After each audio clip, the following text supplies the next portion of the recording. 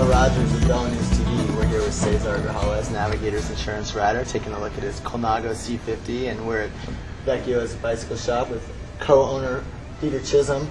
And we've got this up on the stand, and we're just talking about what a kind of a dream machine it is. And Cesar, tell us a little bit. This is your race bike with your training wheels, is that correct? Yeah. Like I race this bike, and I race also an Extreme C. It's a lighter bike, Colnago also.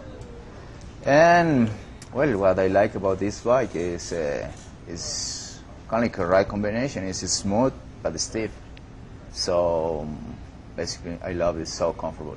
Peter, talk to us a little bit about the wheels that are on the bike now versus the race wheels. You ride the Boras, is that correct? Yeah, I ride Boras, or if it's climbing stage, I ride Hyperons.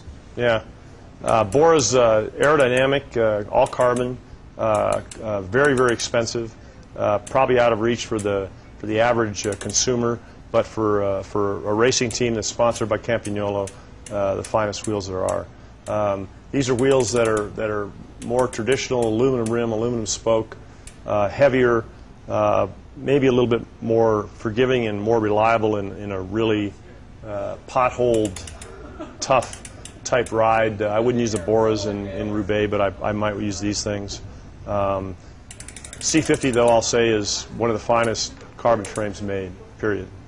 Beautiful frame, long racing history. Ernesto Colnago has decades of experience on how to make racing frames, so really nice frames. In the past, Vecchios has stocked and sold the Colnago C50. How much would a bike like this go out the door for? Holy moly. 75, 8,000, something like that.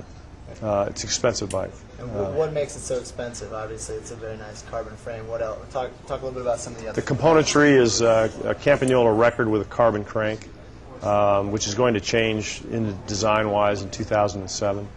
A lot of carbon, a lot of titanium, lightest, most reliable, durable, the premier racing component group in the world today, coupled with, again, one of the finest carbon frames ever made.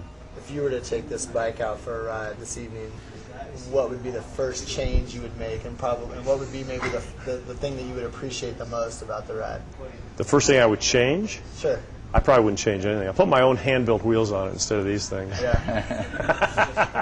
And the thing I'd appreciate is what was already mentioned, is that it's a real comfortable but stiff, reliable, descends like a dream, like some of the old big heavy steel Merxes from the 70s and the 80s. Real honest descender, real comfortable bike.